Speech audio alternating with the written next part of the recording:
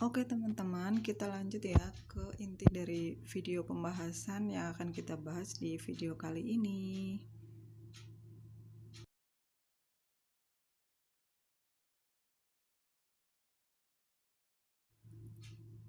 Bagaimana mengatur keuangan jika kita punya gaji 5 juta tapi kita pengen punya rumah dan juga mobil. Teman-teman silahkan simak dulu ya rincian dari gaji 5 juta itu di kebutuhan pokok dulu yang pertama ya.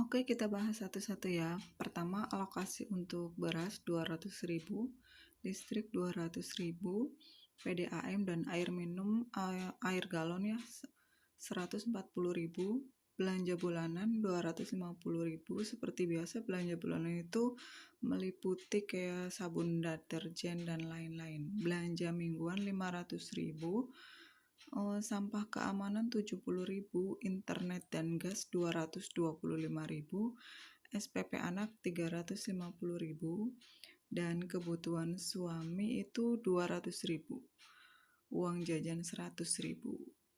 Totalnya 2.035.000. Selanjutnya kita masuk ke kewajiban atau cicilan.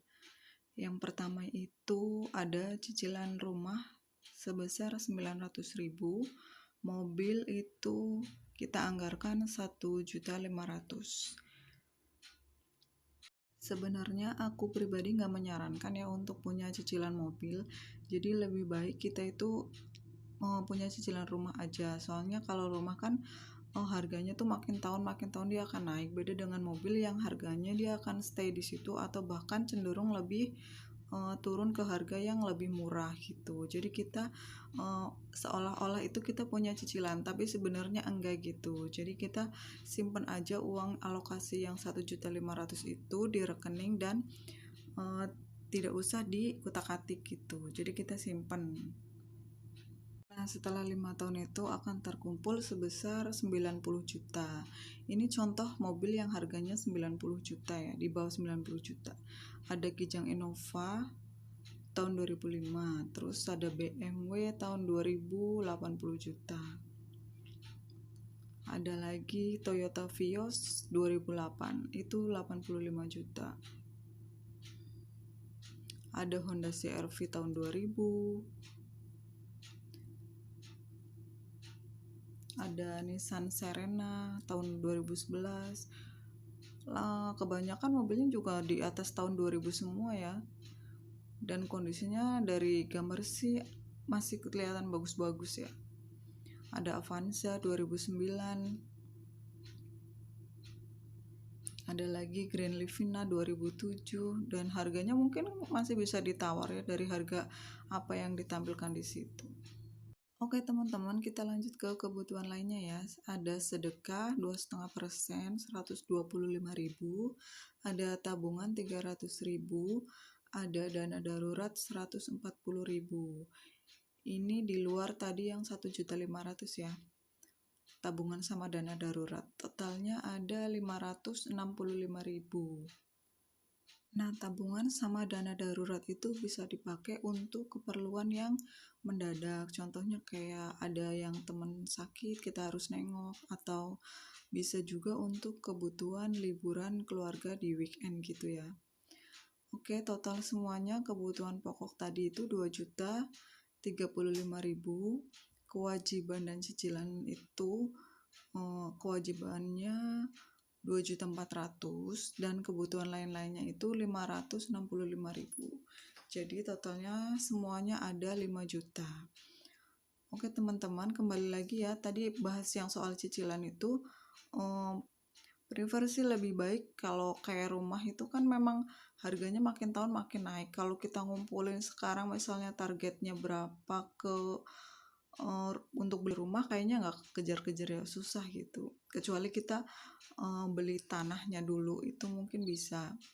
Jadi kalau untuk mobil sih sebaiknya tidak usah ya. Jadi mobil itu kita seolah-olahkan kayak men-challenge diri kita tuh untuk gimana sih kalau kita punya cicilan mobil gitu. Jadi kita tetap menyisihkan uang itu secara konsisten dan rutin gitu. Selain kan kalau biasanya kalau suami itu kalau di rumah ada kendaraan gitu, suami jadi lebih semangat gitu ya kerjanya. Ya nggak sih? Gitu deh. Atau mungkin teman-teman misalnya udah memang butuh banget sama mobil gitu, teman-teman juga harus memperhitungkan kira-kira kita mampu nggak ya. Kita tuh ngitungnya dari misalnya gaji pokok itu gaji terkecil, jadi kayak uang-uang yang lain tuh nggak, jangan dihitung dulu. Jadi kita tuh udah siap dengan pendapatan terkecil kita saat kalau kita itu udah berkomitmen untuk mempunyai cicilan mobil gitu. Kadang kan kalau punya cicilan mobil seperti itu jangka waktunya itu nggak sedikit, kebanyakan 4 sampai 5 tahun gitu, bahkan ada yang lebih gitu kalau mobil baru apalagi ya kan.